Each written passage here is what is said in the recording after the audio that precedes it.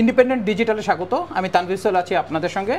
আমাদের সঙ্গে আজকে আলোচনায় অংশ নিচ্ছেন সাংবাদিক সেলিম খান। আর আমাদের আজকের আলোচনার বিষয় ট্রাম্পের শুল্ক যুদ্ধ, সমঝোতা না পাল্টা ব্যবস্থা, কোনটা আসলে দরকার? সেলিম খান। বান্ডেল থাকলে প্রতি সেনমানিতে টাকা বাঁচবে। বিকাশ সেনমানি বান্ডেল কিনে জিতুন প্রতি লেনদেনে। আসলে কোনটা দরকার? সর্বশেষ অবস্থাটাই বা কি? সর্বশেষ অবস্থা আপনি যেটা বললেন যে কোন পথে হাঁটতে হবে, সে হাঁটার পথ সবাই সন্ধান করছে, কিন্তু সর্বশেষ অবস্থা যেটা বললেন যে গত 2 দিনে আপনার, আজকে তো 6 তারিখ, 4 এবং 5, এই 2 তারিখে মানে আমেরিকার শেয়ার বাজার থেকে 4-5, সরি ভুল বললাম, এটা 3-4, মানে গত বৃহস্পতিবার এবং শুক্রবার, এই 2 দিনে মার্কিন শেয়ার বাজার থেকে $5 ট্রিলিয়ন হাওয়া হয়ে গেছে।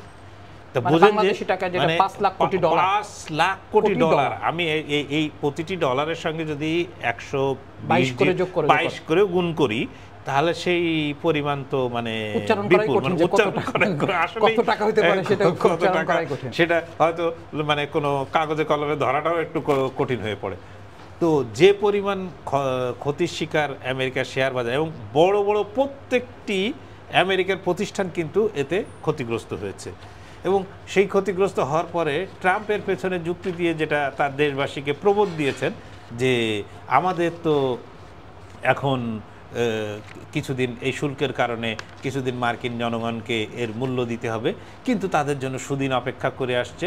আসলে এই জনপ্রিয়তাবাদী বা পপুলিস্ট যে লিডার যারা থাকেন, যারা এই সব জনমোহিনী বক্তৃতা দিয়ে মানুষকে এই সুগার কোটেড করে যারা এইসব কঠিন কঠিন বিষয়গুলোকে গেলান, ট্রাম্পের ভাষণ বা কথাবার্তা ওই রকম। তিনি এই যে ট্যারিফ বা শুল্ক বিভিন্ন দেশের উপর, প্রায় 77টা দেশের উপর যে আরোপ করলেন, এর প্রতিক্রিয়া কি হবে আমার ধারণা তিনি সেটি পুরোপুরি আঁচ করতে পারেনি, বা তার লোকেরা তো পুরোপুরি আঁচ করতে পারেনি, এটা এই বিষয়ে আমি নিশ্চিত। যুক্তরাষ্ট্রে যে বিভিন্ন বিক্ষোভের বিষয়গুলো আসছে সামনে, হ্যাঁ, যুক্তরাষ্ট্রে আপনার বিক্ষোভ তো হবে। ধরেন সাধারণ বিনিয়োগকারী, বড় বড় যেমন বিনিয়োগকারী আছে, সাধারণ মানুষ যুক্তরাষ্ট্রে কিন্তু ব্যাংকে, আপনি নিজেই জানেন যে ব্যাংকে খুব বেশি পয়সা রাখা যায় না।